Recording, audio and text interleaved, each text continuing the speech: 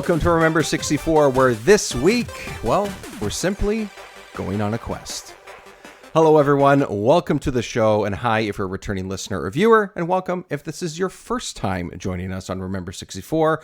Here is where we play and discuss the good, the bad, the ugly, and everything in between throughout the N64's library. My name is David Petrangelo, not Brian, but I am wielding elements of power throughout my journey in this strange medieval-like world. I am not fending off monsters. Instead, I am doing all I can to fend off totally bad vibes this game gets online. I mean, come on, guys. Really? Jiggy Look Back here once again. Hello, how are you? Oh, I'm doing fantastic. I'm here, and I don't know why I think of that. I think it's from The Hobbit, where he yells, "I'm going on an adventure!" But, it's a quest, so... I never watched the Hobbit movies. I never got to them. What? Yeah, I don't know. I'm up and down on the whole... The trilogy's good. It's pretty good. I'm just not the Lord of the Rings guy. It's just not my thing. That's just... Oh, man. I know.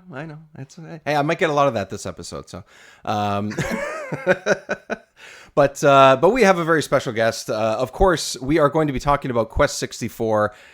One of the, if not the first person that anyone's going to be thinking of out there. If you are online in the gaming sphere, as many of us are, if you're listening to this show, you of course know of Quest 64 official. Our Mike is here with us. Welcome to Remember 64. How are you?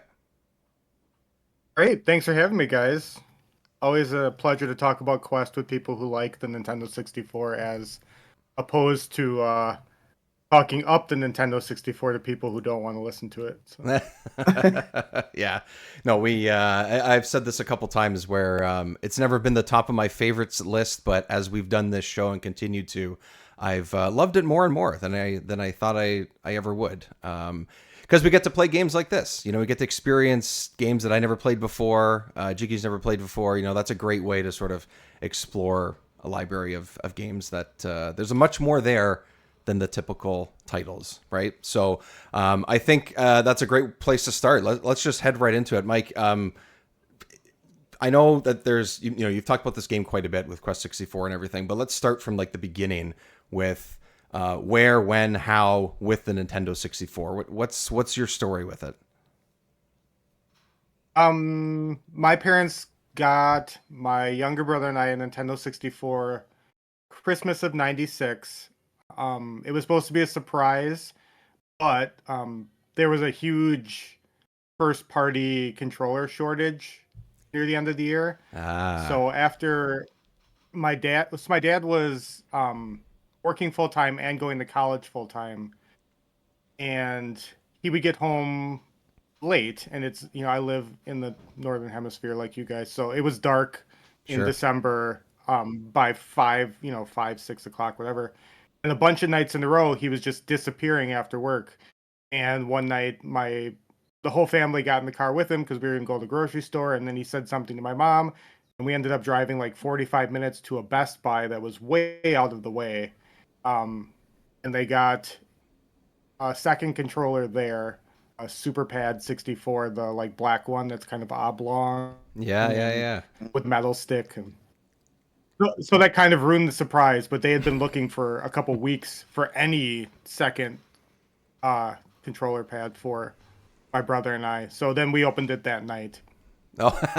And yeah, it was like mid to late December, so it's not like it came really early, but they were obviously really excited. So, and it was, that was it. My parents had always been really good about getting us video games, but they didn't really play a lot with us. My mom would play Bomberman and stuff with me on occasion, but this was the first system where they were like really involved. We made sure to get 4 controllers eventually when they became available. We played lots of stuff together. It was just Mario at the beginning, and then I bought Turok the next spring or summer, whenever it came out in '97 with some money. Otherwise, it was just renting things like Wave Race and whatever Blockbuster had. 96, 97 was pretty light on games. So, but yeah, it was great. I loved playing games with my family, and eventually Quest got into the Blockbuster rotation. And after my mom saw me renting it quite a few weekends in a row, she decided to save the family some money and just bought it. I wonder. I don't know this offhand. I actually should have. Sometimes I look this stuff up. Because there's a lot of discussion right now in the gaming space about how expensive gaming is and what games cost and stuff. There was quite a few cartridges that were 70, 80, 90 bucks sometimes. In the mid to late 90s, this console among them. I don't know. I wonder what Quest costs. You said, oh, save some money and stuff. It's true. If you keep renting the same thing for $7, $8 every weekend or whatever it costs at the time, eventually you're going to hit that $100 pretty quickly. So, but I wonder if it was probably like a standard 60, $70, I assume, for the game. So, I personally, because I remember because it was my money, I bought Turok the second week it was out, and that was at Walmart in Wisconsin, and that was $89.99 without tax. So it was $95. My whole $100 with to then have Turok, which I wasn't enamored with when I got it, but I felt like financially committed to playing it for 6 months. So you had to fend through the fog no matter what. Yeah. I know that one of the games. Let the record show that was, he said, a price higher than the current Mario Kart coming out, and people are just up in arms about the price. I'm like, wow. Yeah, well, we are literally just like what, a couple days away as we sit here right now, a couple days away from Switch 2 being in people's hands. So that's one of the reasons why this is being a big discussion. Yeah, actually, the Mario Kart. I think I've said this. I don't know if we talked about it, Jiggy, or not, but like in Canada, the Mario Kart's almost $120. Like, that's insanity. Will that change? I have no idea. I'm not getting a Switch 2 at the moment, anyways. But like, I'm not eager to pay that for any game. I don't care what it is. Like, But similarly, like how you mentioned, like it was $89.99 for Turok at the time. I remember I guess it was in 2000 when No Mercy came out. I was a big wrestling fan at the time, and I was like, I got to get this one. WrestleMania 2000 was amazing. The NWO game was awesome. My cousin had that. Great. That was the same thing. It was like $90, and I think I probably walked in there with $100 of allowance or whatever it was, and it was gone. I don't regret it at all because I love that game, and I actually still have the actual cartridge. But it's like, that's not nothing, especially for a kid. That is a significant cost. So, yeah, it's I mean, it's a lot now. It's a lot then. It is what it is. So yeah, I kind of like the argument is kind of like bad faith all around. There's a lot of people our age being like, oh, grow up, guys. Games, and they show like systems adjusted for inflation or what we paid for late Super Nintendo Genesis games. Like, no, it was bad that they were expensive back then, and it's bad they're expensive now. Like, yeah, exactly. The hobby being expensive is bad for everybody. Like, we don't need justification for things being too high. High prices are bad for everybody all the time. Yeah, it sucks. Either way, it's coming out of your wallet. Like it doesn't matter if it's then or now. So, so eventually you got Quest and played that one. Obviously, we'll talk about that game in a minute. But were there other games that were not the typical, like you mentioned Bomberman, you mentioned Mario games and stuff, but like even Turok is somewhat. I would consider that sort of like in the realm of what a lot of people may have played at the time and stuff. Is there anything that was not the quote unquote stereotypical sort of choice for the 64 that you had? Because I know Jiggy has tons of those in his experience, and I did not growing up. For me, it was all very much like 90% was the typical stuff that everybody played and everybody had. Did you have any of those sort of like hidden gems? Like Quest, I would say, is one of those as well. But was there any other of those like in your rotation, whether it's rental or ownership or anything? I've got a few. Buck Bumble was really big in our household. Nice. Still have an affinity for that game. My two cats are named Bug and Bumble as kind of like a callback to that game. My brother actually got that for like his birthday or something, and then didn't like it, and then I loved it, and then he got jealous of me loving it, and then we played the multiplayer a lot. Nice. So that was a big one. Wayne Gretzky 3D Hockey we played a ton of. Sweet. Trying to think of other ones. See, I played a lot of sports, so NBA Showtime is like my favorite sports game on the system, probably. A lot of people talk about Hang Time, right? Because they like the way it looks like NBA Jam, but I think Showtime was even better than that, so we played a ton of that. And then, like you said, wrestling games. We had Attitude, we had WrestleMania 2000, and we didn't have Revenge or No Mercy. We had original one, World Tour, Attitude, and 2000. We played the hell out of 2000. Yeah. Even like just making some popcorn and setting up an entire pay-per-view with our like created characters, and then a bunch of normal characters, and then watching just like the matches play out for 2 hours while we ate snacks and stuff was That's always amazing. fun. I love the character creators in some of those too, like the No Mercy one I go back to sometimes. Like I put in the cartridge, what was it, like I don't know, like a month ago or something like that. I'm like, I'm gonna play a round of the whatever, one of the belts or something, right? And I was like, oh yeah, a couple years ago I made John Wick.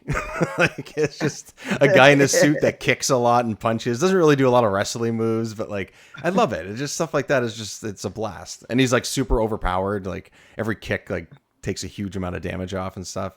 That's awesome. So as far as Quest goes, was that, I mean, you said, and obviously it's hard to just sort of come across these games and stuff. Was Quest like, I guess you obviously you rented it for a little bit, and then when you sat down and like fully played it, was it one of those experiences where you're like, oh yeah, like I remember like this hits with me, or did it sort of take some time? Because that does happen with a lot of games that are among favorites for people. No, it was pretty instant. I'm older, so I played some 16-bit RPGs right up until we had Nintendo 64. I was playing Final Fantasy 4 or 2 here Right. in the Americas right when we got it, and I remember the like culture shock that was going from that game to Quest 64, where everything was it was like Grand Theft Auto 3. I was able to like run around in environments that were like 3D modeled, and then do random battles and turn-based stuff. And I mean, I don't want to compare those two games in like Quest 64 is like just a masterpiece, just like Final Fantasy 4 is. But I mean, it was something. It was enough to capture my imagination in my teenage years, and see how cool RPGs were going to be moving forward. I didn't have a PlayStation yet, so I had not played Final Fantasy 7. I had friends playing it, and Parasite Eve, and a few other games.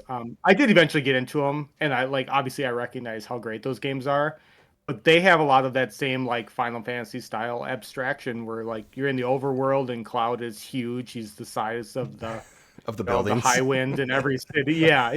And Quest didn't have that. It was like playing Mario RPG before Paper Mario came out. So it was, It was a cool combination of stuff, and it gripped me, and I haven't been able to let that feeling go for decades now. So. Hey, that's okay. You don't have. No one's asking you to. Just hang on to it. Jiggy, what about you? Because my history of it is just I haven't played it till now. So I'll get into details of how I felt about it and stuff. But what about you? Did you play this before? Was it among that pile that you and your dad went through at one point? So actually, really funny. So I did own it. I only watched it be played once.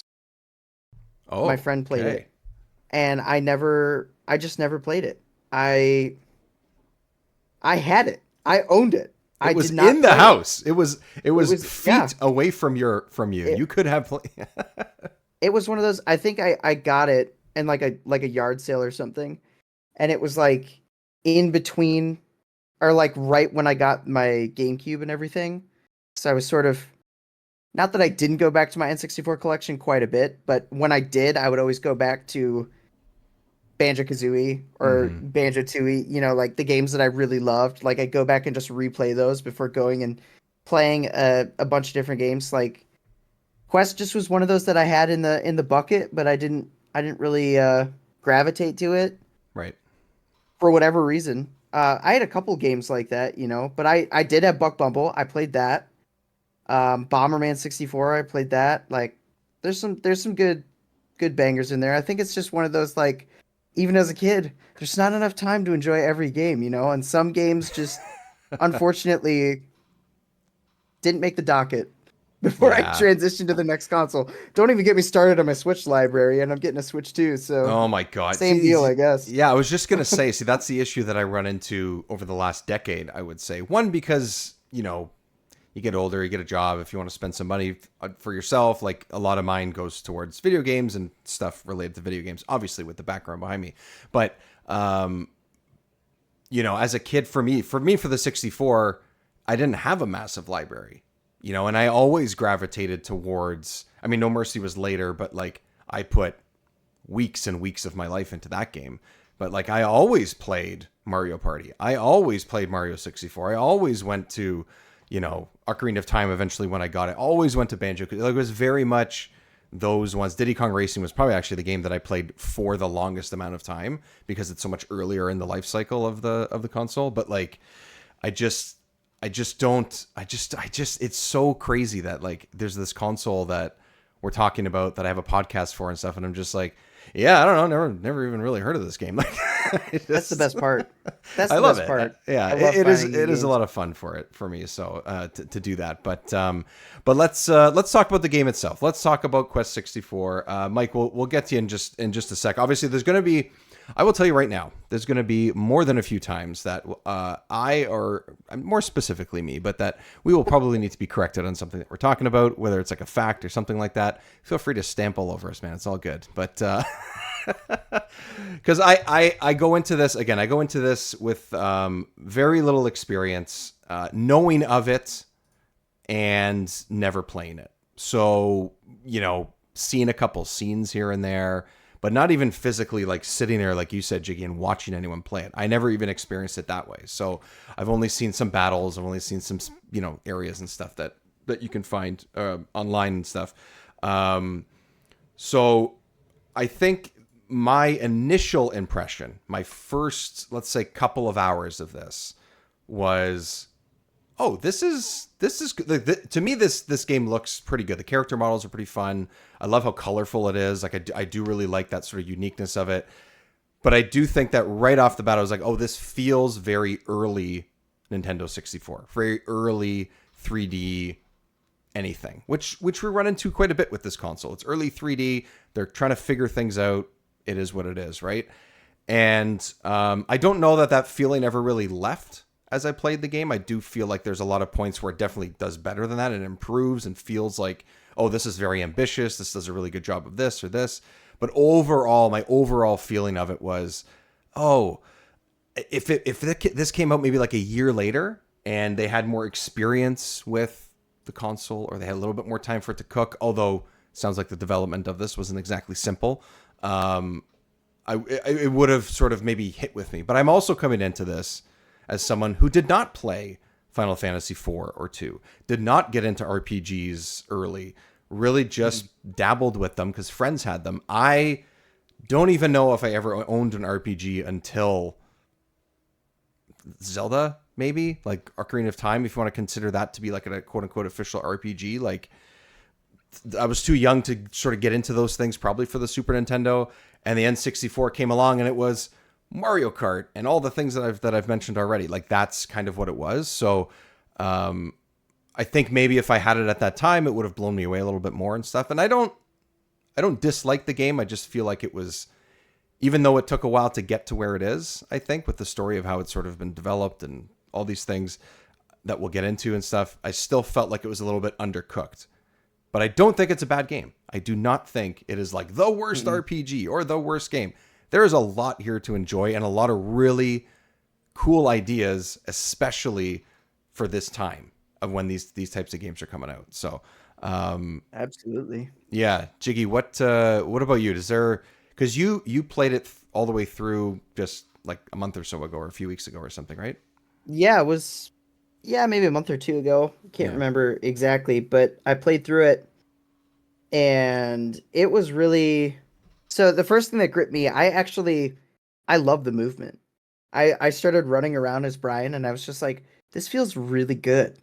Like, just he is definitely running. Nailed it. That's for sure. Nailed he is it. Running. It felt his animation. Right. I find his animations like, I Charming. like the animation itself. It's so fast that it throws me off. It's just like, chill, dude, chill. Like I thought, because I had to play this in order for me to sort of properly get through this. I had to emulate to play this on my Steam Deck. I didn't actually get to sit and play it with the N64 specifically this time, unfortunately.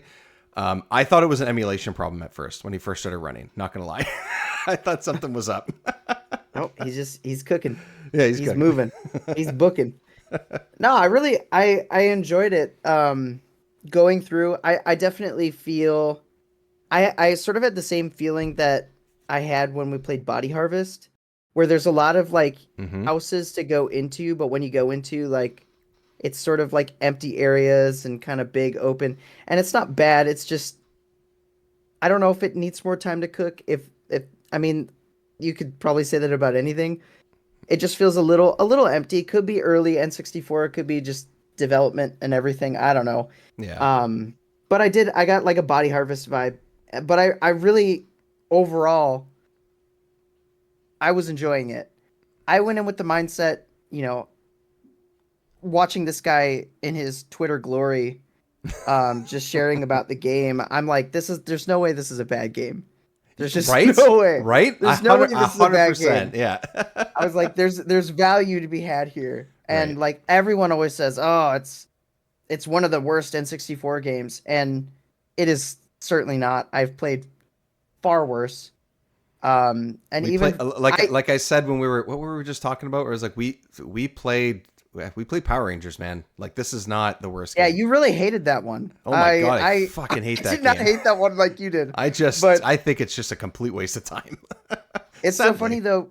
I think about this, and because two games always come up in the conversation when we talk about like the worst N64 game, and it's always Superman and this game. And to be honest, I have fun with both of them. Like treat Superman like a sandbox, go in the training mode, just fly around, it's a blast. Yeah. Pick up a car, go swimming like a dolphin. I have fun with that. This one, The multiplayer is killer too. If you guys haven't played multiplayer Superman, it's awesome. Oh yeah, it's like flying around in your machines and like yeah. Yeah, Jiggy talked about it, and me and Jake were sitting there when we were recording, and I was like, "Wait, what? That's what it is." It's such a weird thing, but I wish I played it. I would have been just experiment with it. You know what I mean? So like bizarre. Yeah, it's so weird. My only issue with this game is it's very grindy. Random battles happen like every 2 seconds, but you don't get enough experience from those battles, and you have to sit there. Like the game itself, realistically, if it wasn't so grindy, would probably be like 2 or 3 hours. Like it's a pretty short game. Yeah. But with grinding, it's like what, 8, 9, maybe 10. I think I did it in I probably did it in 9ish, maybe 10. Yeah, somewhere around there. I mean, you could solve that by just throwing more of those souls around the world, which I appreciated that they at least gave you an option to kind of level up a little bit quicker. It's almost like they acknowledged it and they just kind of slapped the Band-Aid on it real quick. Yeah. And I'm fine with that. And I love collecting stuff, so it's like perfect. Right. But overall, I think the charm, for me, the charm puts it up a peg. I really enjoyed it. I actually really enjoy the graphics. I love this sort of early N64 look it has, but it also has sort of like a cartoony, over the top style. Yeah, I liked it more than I thought I would. So yeah, that's where I'm at with it. Nice. Mike, tell us how much you totally despise this game. No, I will not. I'm hanging up. I will not. A lot of the feelings you guys have are obviously valid. Yeah. And that resonates with the video game community. That's why you see some of the things you see and hear the things you hear about it. A lot of people saw the graphics and expected it to be like when you see Mario or Ocarina, 64 graphics, you expect a certain type of game, and this game is not that game. It's a much more traditional RPG, just with those kinds of graphics. It's more akin to the first couple Final Fantasies or the first couple Dragon Quest games off of the NES and SNES, where there was random battles all the time. And with like Dragon Quest or Dragon Warrior over here, you were one person. You weren't a party. You were just one dude getting killed over and over again, and that's how you your experience. That was leveling up. Like that was get your ass kicked and then pull your bootstraps up and go at it again. So to like, if you came from that kind of game, and expected a traditional RPG, then this game is like it's pretty like bang standard for leveling stuff. But that's not what the Nintendo 64 was known for. Right. And it's certainly not the audience they were shooting for. Like you said, it had 4 controller ports like right on the front of the system. It was for multiplayer games. It was for having your friends over. It was for experiencing, Mario in 3D and Link in 3D for the first time.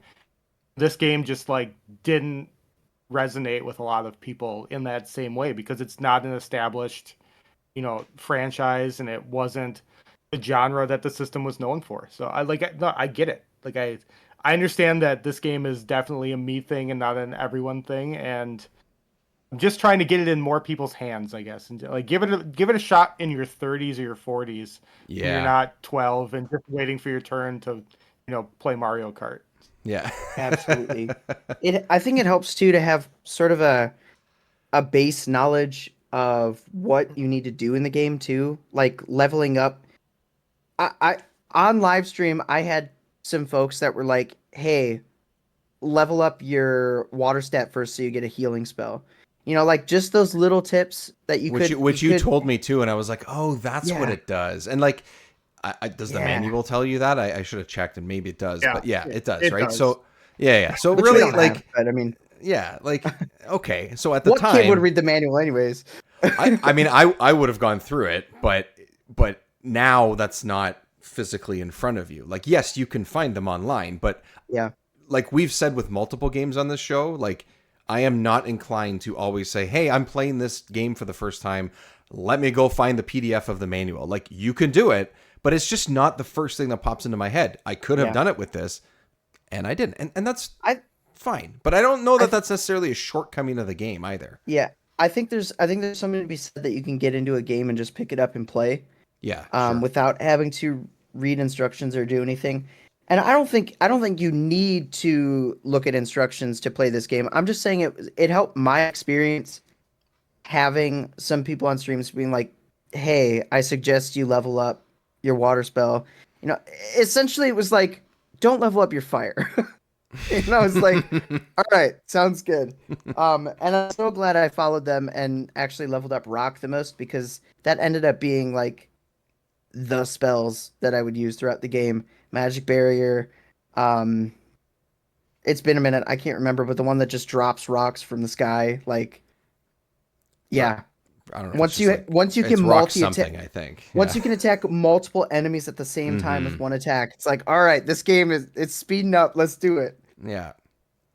I like. I really enjoy. For me, I have very little experience with RPGs around this time. And every once in a while I'll play one, that's newer and stuff, but I'm just not the not the quote unquote JRPG guy, which I know that not every RPG is a traditional JRPG that would be made around this time or whatever, but I'm just not that guy. But I like the battle system in this. I find like the sort of movement restriction sort of balance that you have of moving around the sort of battle arena and stuff to be really, really fun, because there's a lot of games that have come out in the last 20 years, let's say, and there's even games that are coming out today that are saying, it's turn-based, but it's active. That's the battle system. And that is exactly what this is. It is an active system. You are able to move in the middle of an enemy's move. You're able to move around the battlefield, but you're still taking turns to hit each other. And I think that that is one of the ideas that this game has that is better than a lot of games around this time, I think. I think it really excels in that. And is it absolutely perfect in every way that you sort of execute your moves and stuff? Sometimes you turn a little bit to the left or the right and you miss your opponent. It's like, oh, okay, really? Okay, I guess I got to sort of figure that part out, or, but the fact that you can just sort of manipulate the battlefield almost in a way, is fantastic. And I really, really like how they did that.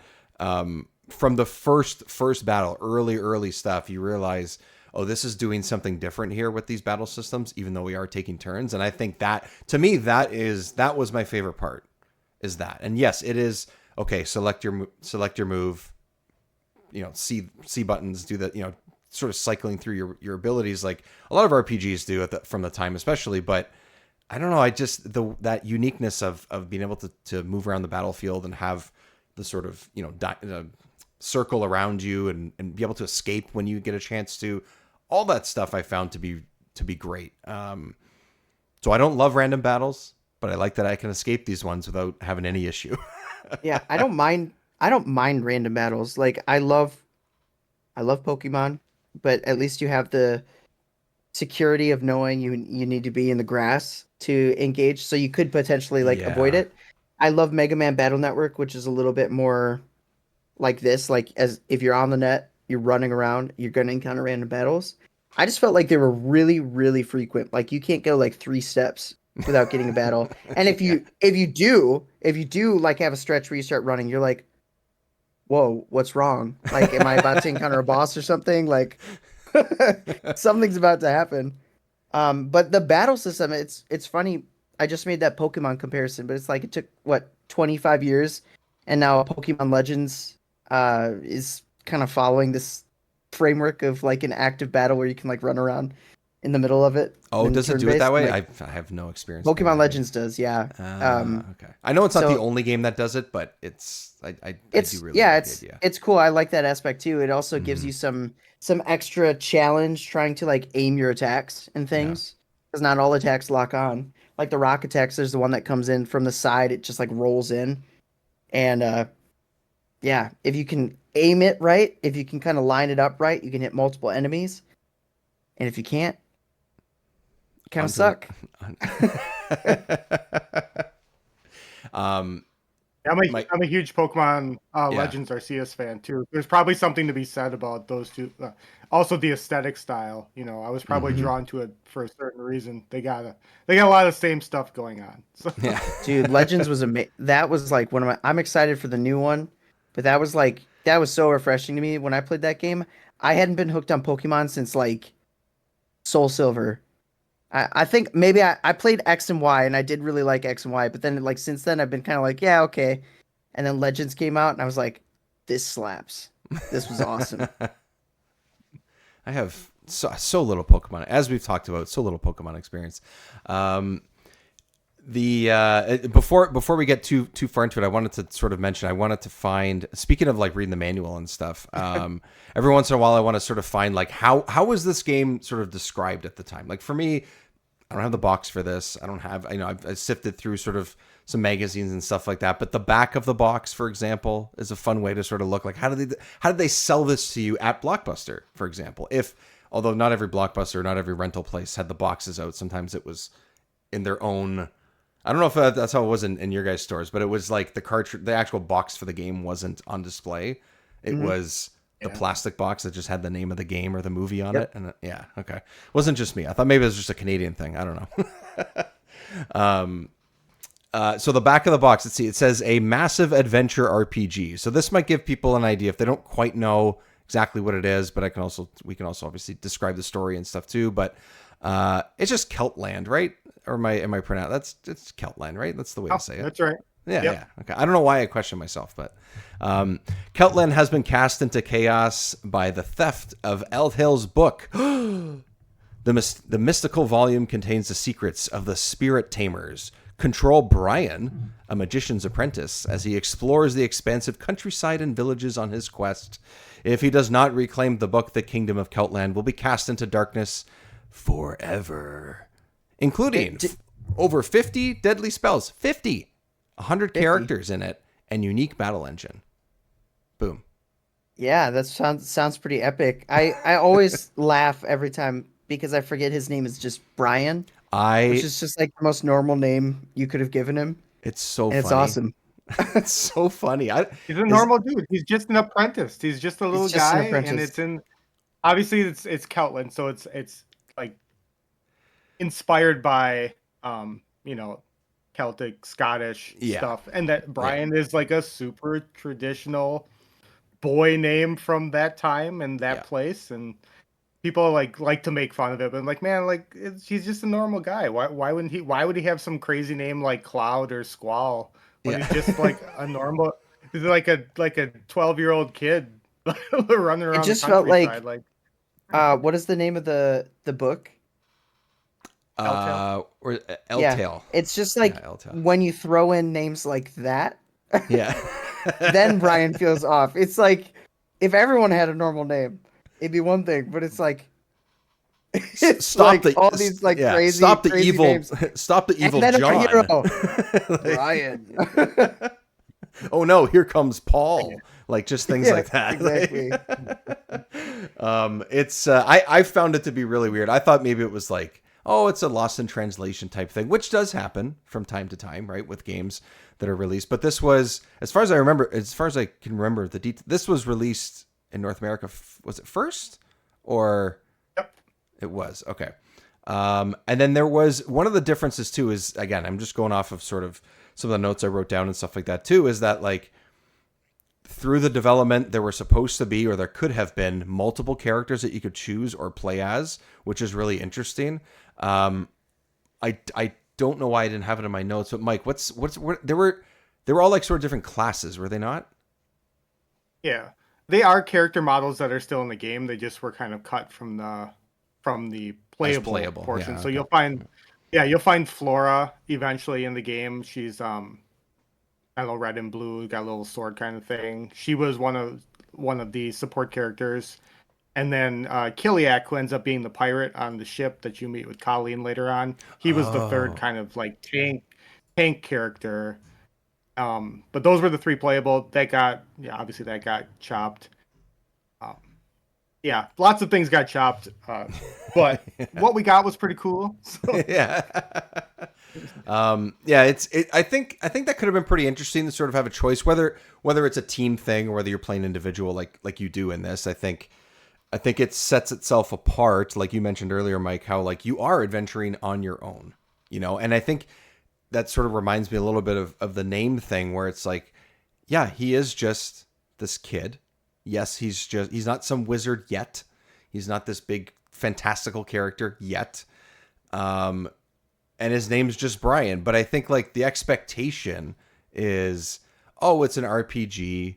It has this turn-based system. It's Final Fantasy, so someone has to be named blah blah whatever, Sir this. That's I think where some of that comes from, and I like that it just doesn't care, and it's just yeah, no, it's Brian, and we're doing our own thing pretty much from the beginning.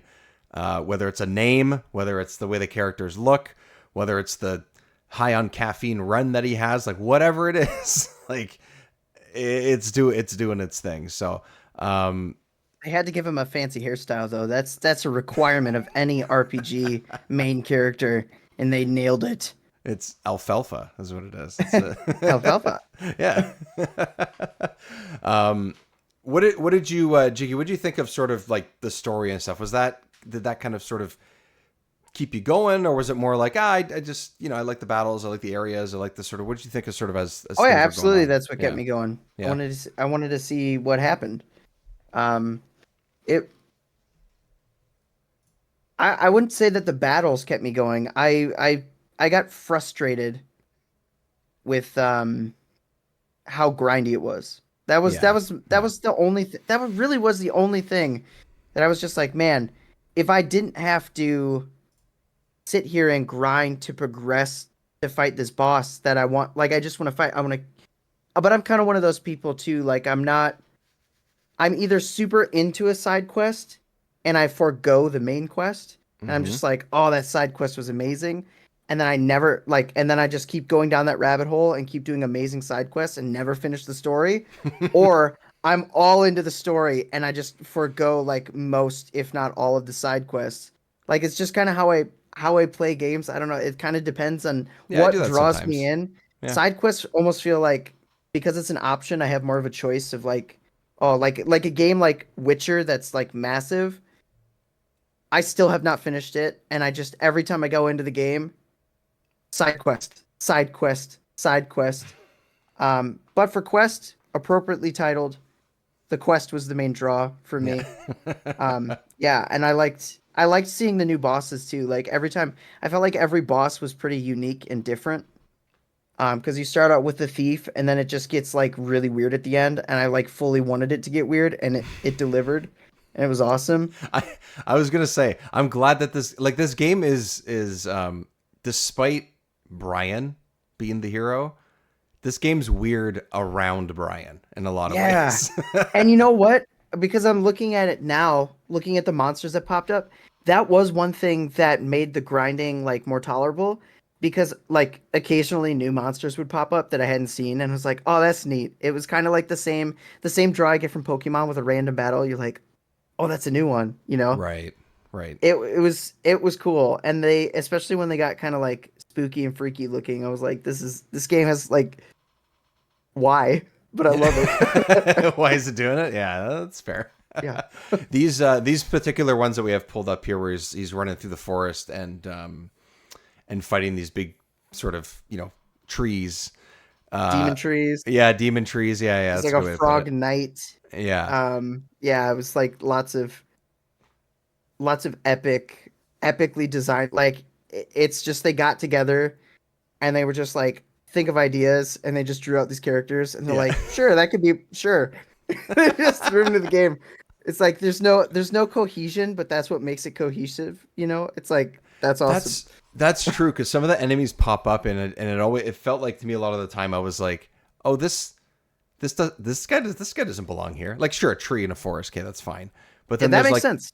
yeah, no, absolutely, that makes sense. But then Yeah, there's a mix of different characters in random areas, and like, is it really that bad? No, but also, it's like it not making sense is what makes sense, and I'm into it. I like it. It's silly. Mike, you got any like favorites, like areas, enemies, bosses, things like that? So kind of going through some of that stuff. Um, Big Mouth is a community favorite. It's the Oh like yeah, alligator crocodile looking thing at the beginning. We yeah, have lots of fun. Bing Chan is one of the world record speedrunners, and his wife has done like some crazy Big Mouth art. So Big Mouth is friend. We all love Big Mouth. Later on in the game, we always anybody who streams the game for the first time, or when we watch speed runs, or when people are doing races, uh, everybody celebrates when you get to Mammon's Realm and you're on the blue yellow path, where it's just blue yellow, like bricks all the way across. That's another personal favorite and yeah, fun like community favorite time. Like you said, the music does some really crazy things when you're in the like trippy Mammon's Realm.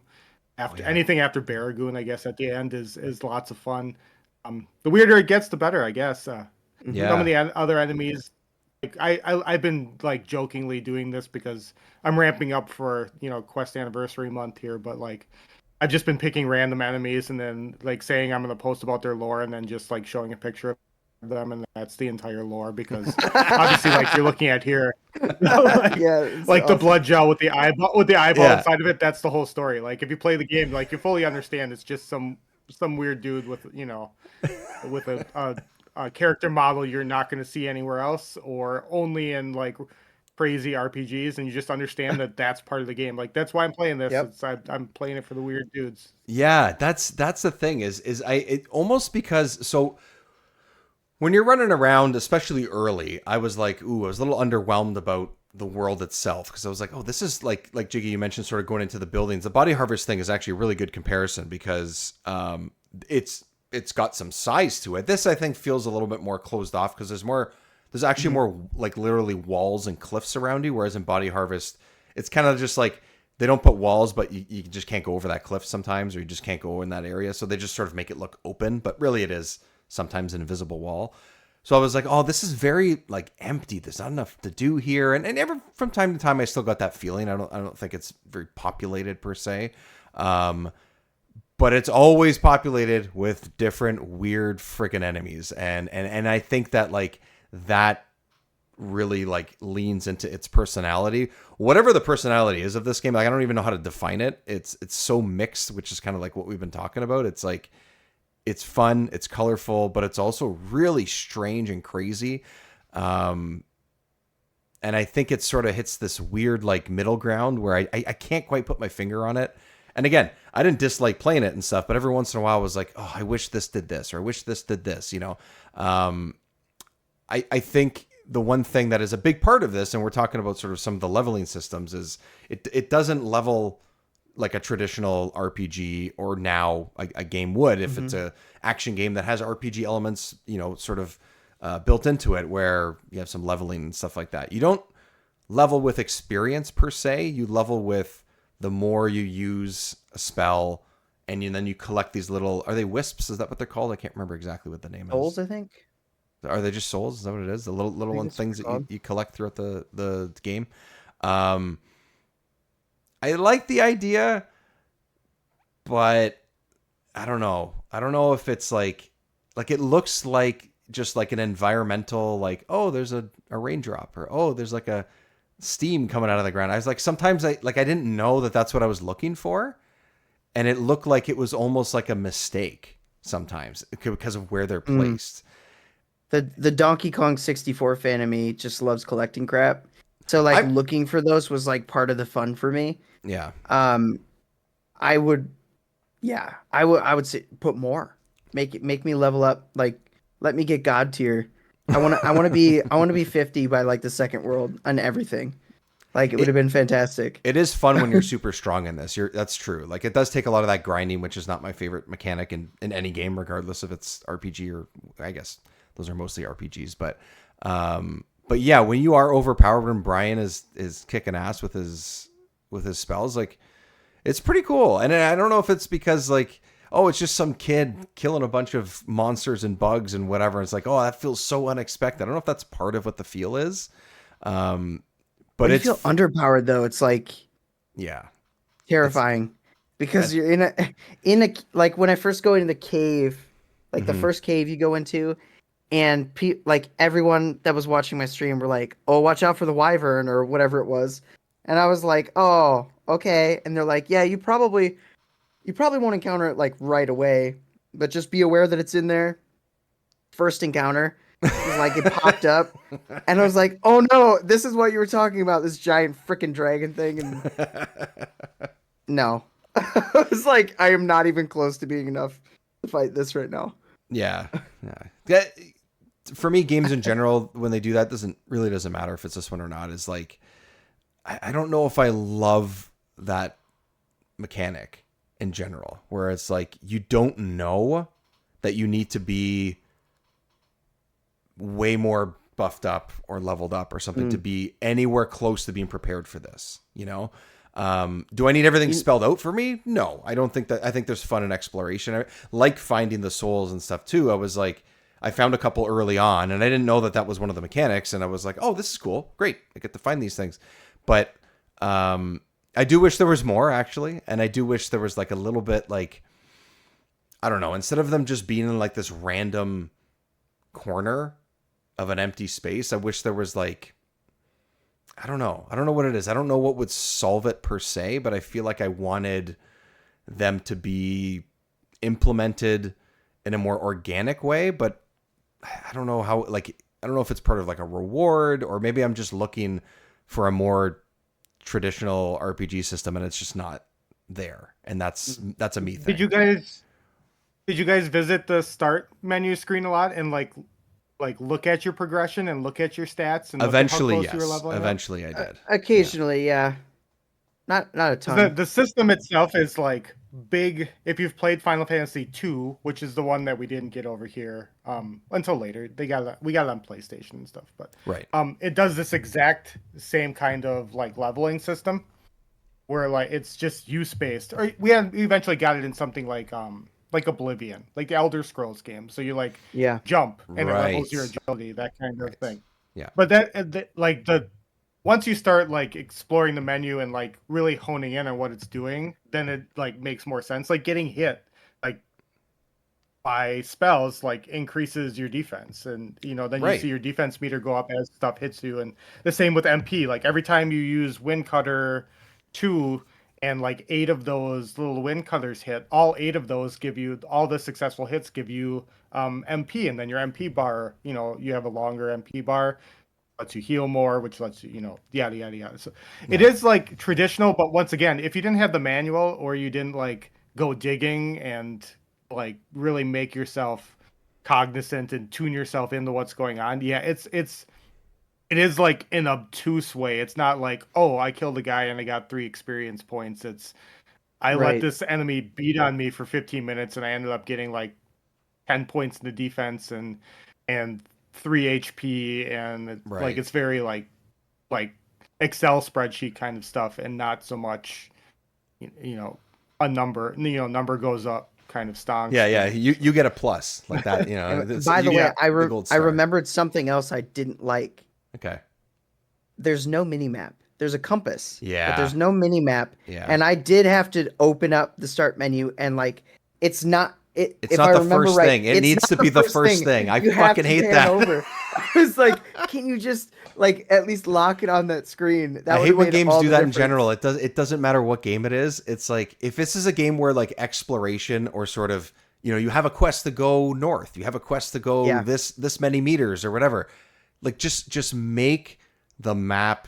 It doesn't have to be the most detailed thing. Even in this, compass is something, but the compass doesn't do anything in like a cave like we're looking at right now.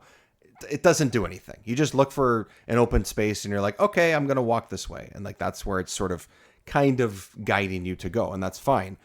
But in an open space, like it could just be right under or on top of the compass and just be a very basic, here's a house where you started. Here's the general area where you need to go. And that's it. Or Oh press man. start and it's the first thing.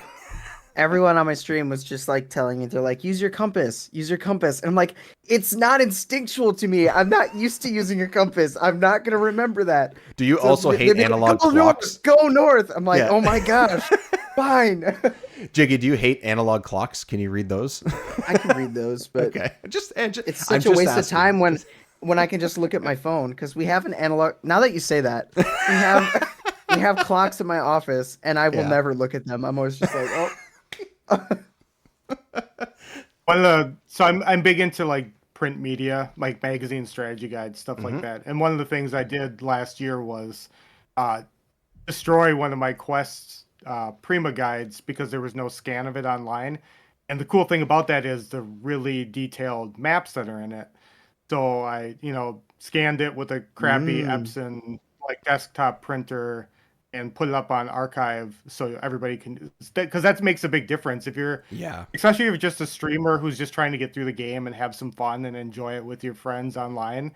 Like having the maps of the dungeons and Yes. having the map of the overworld is That's is huge. is yeah, and it makes the game more fun. I mean, Yeah. we didn't talk a lot about regional differences, but one of the Yeah, when that's something I LTL meant to talk monsters about, and then came I out, just sort of yeah. we'll just touch one of the important things is they Yeah. on the big map, which you talked about on the start screen, is they let you have a like Oblivion style like destination marker, so you could drop a pin, and then on the map you could kind of see which way you were going, Mm-hmm. which is and the road signs were legible. So when you'd run up to them, it would tell you this city is this way, this city is this way, this city is this way, I don't. the Wow. cave is this. That'd be so. But none Even of that, like, yeah, none of that made the rush translation over here. And LTL came out almost a year later, so they fixed all that stuff for the Japanese release. So, yeah. So tell me, have you played the Japanese release or yeah, is I it own a couple copies of it. is it I mean there's these quality of life things like UI and things like that Yeah. that make part of it more enjoyable and stuff, but like does it largely play the same otherwise? Like is there a massive difference? Yeah, okay. No, it's mostly the same. There's significant things. Like there's critical hits and Ah. like if you end up doing a lot of like staff bonks, like the hitting with the staff, there's like Mhm. kind of a Paper Mario timed double hit mechanic. So if you like press the Yes. staff button right when you're hitting correctly, you can get like 2 hits instead of one kind of thing. But as far as like mechanically, pretty much the same. You got more items from the monsters. They realized that they weren't dropping as much, which was hindering people's like progression. And they added. You guys saw the end. There's a big long like cutscene at the end of the Japanese one. It Okay. takes about 10 minutes to get through it. That gives you like where is everybody afterwards and all that stuff. And that wasn't Ooh. it's just an end screen. So there's a translated version of it online that you can like read through and see the screens. It's really cool. But all that stuff I think would have helped like Quest's legacy in the Americas because I don't want to call us like simple, but you know, having stuff handed to us during a time when like video games were really important culturally would have done a lot for people's like overall perception of the games. Yeah, yeah, yeah. I think that's a very good point. I think it's cool. It's almost like the Japanese version. You said it was roughly a year later. It's almost like it's like a director's cut. Like it's kind of like that kind of thing where it's like, oh yeah, we realized like let's add these things that we couldn't do, or let's make these changes or whatever. And then you mentioned this sort of time mechanic. I forgot that I sort of looked up that was the case. I instinctually tried to do that when I started playing this game. On all of the moves, not just the staff hit, the staff bonk thing. I was like, oh, it feels like it, because it just the way that it's presented, the way that the spells work, the way that he hits them with the staff, like it feels like it was meant to have that. So it totally makes sense that would be something that would be introduced, that they would, use at least in some way. I think that could have actually, as much as I enjoyed the battle system as is, I feel like that could have just added, because I think like we've done an episode on it, but Paper Mario, for example, is just fucking fantastic, and part of it is Mario. Yeah, part of it is that I love it. It's outstanding. You should love it. Yeah, and it's still the only one that I've played. I need to play the other ones. And that mechanic is in a whole bunch of games now, not just that franchise, obviously. So a very big game that's amazing that's out right now as we talk about this uses that almost exactly. Everybody needs to go play Expedition 33. It's amazing. It's I'm trying to think like what. You know what. My biggest gripe is the random battles. Like even in Pokemon, like early Pokemon, which is I only have experience in the first 2 gens, maybe 2.5.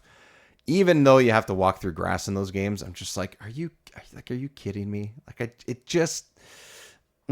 not anymore. Just not your cup of tea. Just not anymore. Just not anymore. Jiggy, you talked about how you have to walk through grass and do encounter. Did you stay on the roads in this game? Because let me tell you, there's a heat map mechanic where if you stay on the roads and in the center, like the frequency of the battles is lower, and the further you get away from the roads into the grass and into the battle frequency is significantly higher. So if you're trying to like cut corners and get places faster, that really like increases your battle frequency. 100%. That's exactly what I did. I would always be shortest line to my destination. That was me. Wow. I did not know that. And that might change one of my biggest gripes, honestly. I mean, it's still grindy. Let's be clear. It's still frequent, and it's still frequent. Like, even on the roads, it's not like you're getting, like, 5 minutes without a battle because you're running on the road. It's just less frequent. Oh, man. Well, I mean, we're talking literally, like, 3 steps. And that's Brian's steps, which are very fast. And then it's, like, another battle. And I'm like, and then I'll always... I think what it is, too, it's the combination of not only the frequency of the battle, but not having enough MP, and you regenerate your MP by running. So then I'd be like, okay, I need to get my MP back up so I can actually, attack and battle. I have 3 MP. I've got to escape this battle. Escape. Walk 3 steps. Gain like 2 more MP. A battle. And I'm like, I can't fight right now. Like, leave me alone. Not now, damn it. One other thing, it's not a huge deal. But it's a little strange that you have all these towns and there's no like shops per se. Like you can't buy items. Items are either given to you by a random NPC or they're like in a treasure chest. And it's just I don't know. That's one of those things I'm like, if you had a shop and I could like just buy a bunch of like, not that I was ever lacking either. Like that's another thing. I feel like they're fairly generous, but I would want the good items that are like 150 health, versus 10 MP. Like I'm not going to use something that gives me 10 MP. There's no currency system at all. Like it's just go in, walk into a house or building or whatever. If someone's in there, they might give you something. Great. Now you got something out of it. Walk around that corner, you find a chest, great. Maybe you'll get something that's useful out of it and stuff. And I like the chests. I like that, but it feels like it feels like an RPG thing just to have a shop so you can like get Right. items or accessories or something. And yeah, it just give more use to the towns. Give more use to them. So like it's never like been confirmed, but like diegetically, because we're creating Quest 64 lore as we go through the years here. There's not a lot of like development history of the game outside of like pictures and like stuff like that. Hmm. But the last boss is Mammon, who is the brother of hell that's associated with greed and wealth. So like what we've speculated over time is that the whole game is trying to show you like every town is willing to give and give with no capitalism, no currency, nothing like costs anything. The end boss is literally greed, so Mm. yeah, it could have used money, and the sequel like did have a currency like thing in it. Obviously it never came out, but like it is cool to think that everywhere you go people are giving you things for you get the wings to return to the towns Hmm. for free. If you don't have dewdrops or mint leaves or bread, somebody is willing to give you one for free because Hmm. you're the one that's going on this quest. Yeah, it would be traditional to have like shops, but like I said, diegetically or like within the lore of the game, it's cool to that like there is no greed, there is no like hoarding of stuff, and killing a bunch of enemies just to buy more, just to have more things and buy more stuff because the end boss is literally the greediest, most hoardy demon in hell. So I love that. That's a great. I hadn't heard that. That's I'm gonna go with that. I like where that's going. yeah, That's pretty sweet. It's not a massive issue. I don't think either of us are saying that, but it does feel like yeah, sometimes like I think for me, and I think Jiggy, you touched on it a bit too, is like I wish there was more interaction and things to a reason to keep me in the towns. Yeah. Whether they were bigger, whether yeah. I like meeting people. I like sort of discovering those in RPGs and sort of not every dialogue has to have a big dialogue tree that leads you to a bunch of side quests. That's totally fine. I will go into a town in an RPG and just talk to everybody, even if Yeah. they're not giving me anything, because it helps you really like live in the world. And some of the characters, they give you a sense of that. You do have an idea of kind of what's going on and stuff, but it's not terrible, but give me a little bit more to care about why Yeah. I want to keep this town safe, for example, or why I want Yeah. to stuff like I that. love the concept of NPCs saying just like stupid things. Yeah. Um, like I would love to just have an NPC you just go up to and he just says like I like bread, and like that's it. Like there's nothing else. I'd be like I like that guy. It Well, then adds give me charm. some bread. I need some health. Let's go. Give me No, he some doesn't bread. give you bread. He doesn't give you bread. That's He the doesn't- thing. Oh He yeah, doesn't he's the give you only bread. one that Someone doesn't give you. else, totally unrelated, gives you bread. That guy just likes bread. You have to find the baker to get the bread. You can't just talk to the guy that likes the bread. Yeah. And he's not even in the bakery. Yeah. I think overall I would still I think we've sort of touched on it a bit, but I'd recommend people check this out. Like I don't think Yeah. that you're gonna. I don't know that a lot of people are gonna say like, oh, this was the greatest RPG experience I've had, but I don't think it needs to be. Like a lot of these games that we've played have some pieces of them that are, it's imperfect, but so what? Even games now have tons of that. So embrace what this like offers for you. I think it just does take some getting used to if you haven't played a game that is one of this era, because I'm sure there's some people listening to this or that have seen the game or seen yourself, Mike, online that don't have experience with a lot of games from this time. This, I don't know. Would you say, Mike, that this could be like a good starting off point, or would it be something like, oh, maybe it's after you've played a couple RPGs of the era, then move on to this? Because I feel like it has a vibe of that, but I don't know if that's the way to go or not. I mean, it's not like I've never seen anybody post that like Quest is baby's first RPG or something like that. Sure. Okay. But I mean, honestly, I mean, it's a good like starter RPG, but I would think you would get more enjoyment out of it, especially like exploring leveling system and the combat mechanics and all that stuff. If you have your foot, in the pool already, had played some other art, some more traditional, especially like 2D like Super Nintendo or Nintendo RPGs or Sega RPGs, but it's not a requirement. I think anybody can pick this game up and enjoy it whether you like RPGs or not. But I also think you could be immediately turned off before you even get to the first boss by, getting your ass handed to you before the first, before you get to Dondrin or Mel, like Because it you can be could, that way yeah. for some people. Yeah. Yeah, and it doesn't click with you then, and then you decide you never want to pick it up, and I get it. Like so I don't I suggest it to everybody, but I suggest a lot of Nintendo 64 games to everybody. It's part of who I am. It's like if you haven't, I get it. You don't like sports games, but like if you haven't tried things like, NBA Hang Time or, International Superstar Soccer, like you're missing out on some like really cool period piece video games and like a whole branch of like history. Like you don't have to be into simulation sports to play a game that's, well put together and Right. mechanically fun and stuff. So, and with Quest, even if you're not into RPGs, maybe the vibe will click with you, and it can just be a vibes thing. That's fine.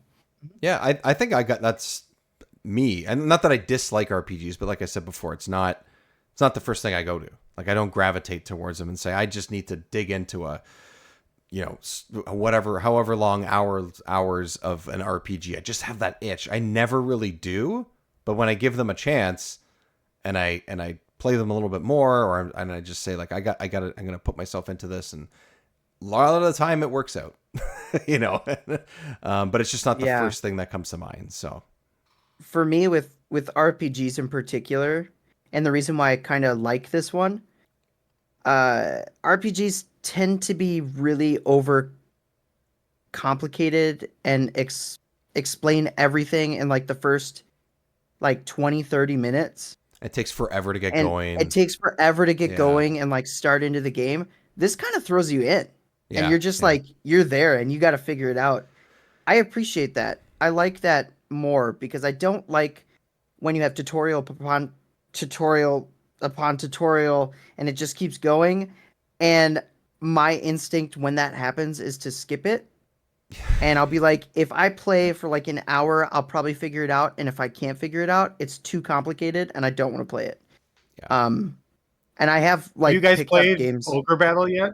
Has that been on the No, oh I yet? mean, it's I Ogre on the haven't Battle played it. docket, 64? but I've never played it, and I just hear it's like the deep N64 RPG. That's Yeah. all I know. Godspeed to you guys then. The first hour of the game is literally a tutorial. So like, Uh, That and you need it. Like to be yeah, perfectly honest, to understand the game, if you don't have like a fully wrote out beginner's guide from a friend that's played it, you need that first hour of the game. But it is hard. Like you can be, you know, 30% done with Quest 64 by the time Ogre Battle 64's tutorial is done. Like, yeah, yeah. I feel like like it's a trend with adding so many mechanics in RPGs. that's what it is. Um, Is it's sort of adding and adding and adding. And you're right. That's actually a really good thing. I mean, maybe that's something we should have said like off the top. Is that off the top, this game does just say like, hey, this is the Here you go. situation. Go, yeah, go down, get out of the castle and figure shit. Go, and then hope there's a thief. Okay, go, and it's just one sort of like lead you to a boss, to another and stuff, and all of that is good. I like that that approach. That approach that this has is it feel like yes, it's an RPG, but it just feels like even more of an adventure game. I don't even know if that's really makes sense to differentiate them, but you know, Oh, a for sure. traditional action adventure game is get in there and get shit done. Yep. Whether it's fast paced or slow paced doesn't really matter. That's what this is sort of presenting in an RPG sort of shell, I guess, in a way. Yeah. Yeah, I think Yeah. that's good. I think that's a good thing. So, It's good. the only thing we haven't gone to, I don't know if this is the right place to do or not, but the music. The music's awesome in this game. I found the music to be one of the best parts. I loved it. I don't know if you guys have the same feel, but I want to see if this is this. I can't remember exactly all the music, but Oh yeah. I can't hear it, but I'm just gonna trust you guys that it's great. Probably Holy Plains, so I'm gonna put that in my but yeah, Masamichi Amano, the composer of this, is like a really like prolific composer. He's a like done stuff beyond video. This is his only like Nintendo 64 video game credit, but he did like Onimusha 3.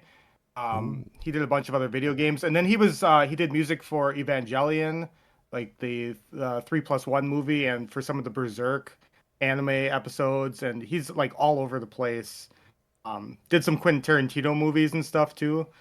It was cool that they had such an experienced composer in the game, and I love the music. So It's great. Every time the battles started, I was like, "Yeah, here we go." Like, it was. Yeah, it's good. It's good.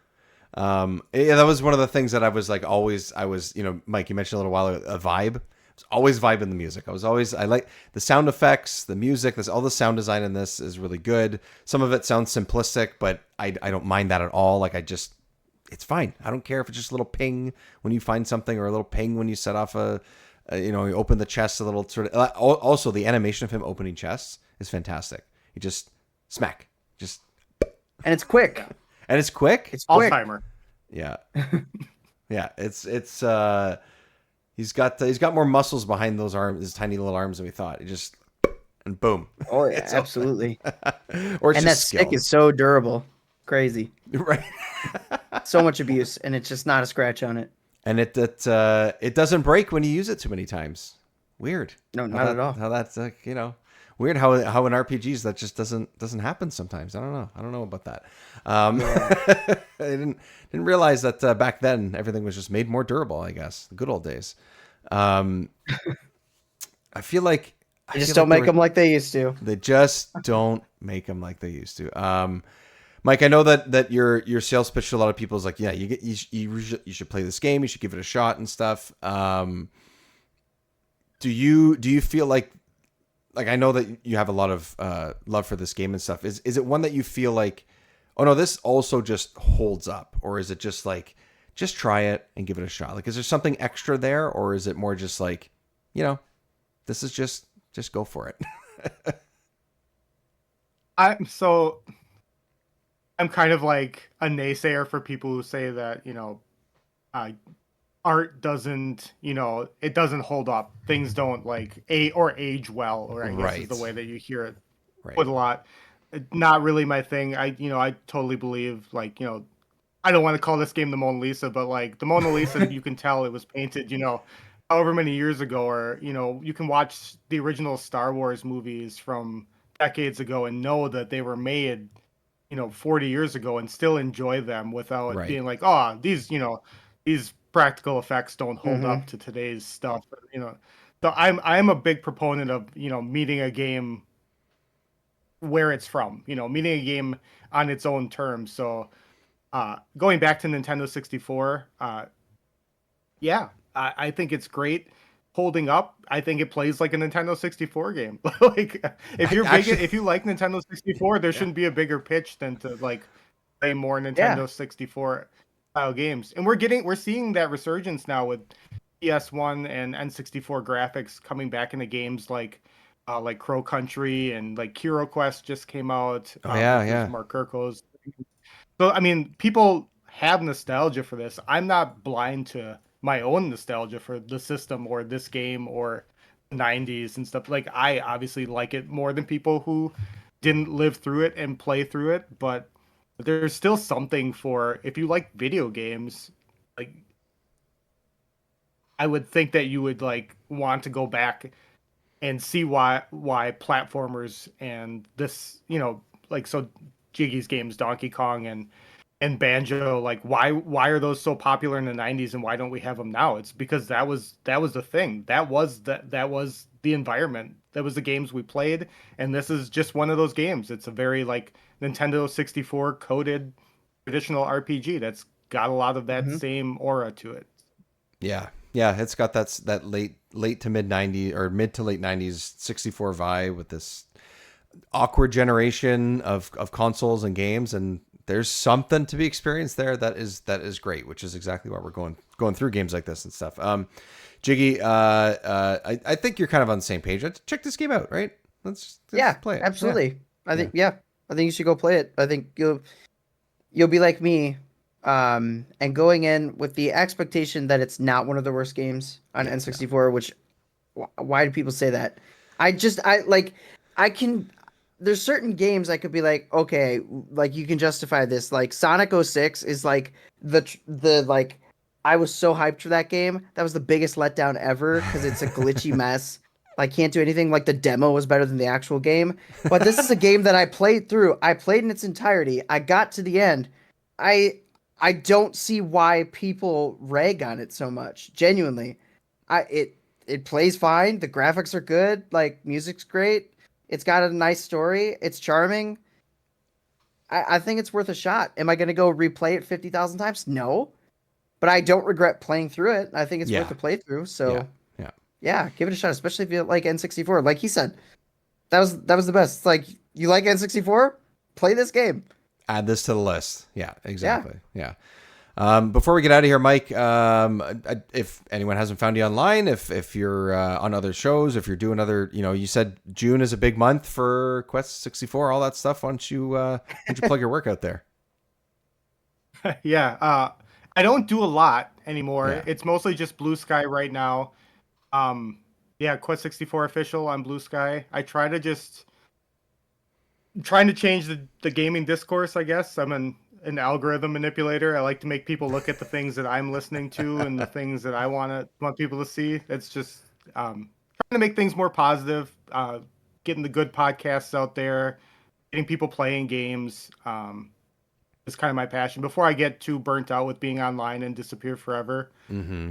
I'm not making any money from any of this, so it's, once again, just like the game, it's all vibes based. I'll just disappear someday. Nobody will ever hear from me again. But yeah, June is Questiversary. June 10th is the anniversary of the game. It'll be 27 years this year. Wow. So there'll be lots of I've got lots of people streaming the game.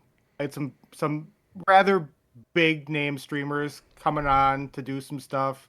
I just did 2 episodes with Pixel Project Radio. Rick Firestone over there did a great job putting up with me for like 6 hours of Quest podcasts to do like in-depth story beat looks at both of the N64 and the Game Boy Color RPG games, which just released today when we're recording, but I don't know when this episode will come out, but it'll already be out then. So, yep. But yeah, lots of stuff going on. We'll have lots of giveaways this month. I'll be giving away a bunch of copies of Quest and promoting a bunch of other stuff. And then in July, I disappear for a couple weeks, and that's it. So as you should. You take a load off, man. Take a load off. It's all good. Yeah. And Jiggy, you're busy as usual, I think, as I always say, right? Oh, absolutely. We're wrapping up Mumbo May. Finishing off, actually tying it in sort of with the GBA episode we did with the Banjo Grunty's Revenge. That's right. As of this release, that would be already out. So if you want to play and listen to us talk about the 2 Banjo-Kazooie GBA games, took a little detour into handheld land. We talked about those. Nice, long, cool discussion on that. You get the analysis and discussion on it, and then I did a mysteries video on, well, I'm doing a mysteries video. By the time this recording comes out, it'll be out. Yeah. Grunty's Revenge mysteries. So that'll be pretty fun. Just kind of make some cool connections there. And finishing Mumbo May and jumping into Jumbo June. Just continuing it because I loved it. And I will be doing some Switch 2 content, though. I will say that much. There you go. Because I'm pumped for it. I'm excited. Switch 2 is going to be out. Nice. Good times. You can find Remember 64 on, if you're listening to this, you probably know that it's on podcast feeds, of course, so you can find it there. YouTube as well, video versions of all these episodes. If you are listening to this, you can check out that, things that we're referencing that we're talking about, and look at our beautiful faces, of course. And also just random videos that I come up with, like Mike with his meme extraordinaire on his account. Every once in a while, I come up with a stupid idea in the middle of the night, And I'm like, hey, I'm going to make a really silly video out of that. And I do that. Or it'll be short clips from episodes and things like that. So you can check that out on YouTube as well. Remember 64. Of course, you can support the show at patreon.com/remember64show. Every single episode you can get early.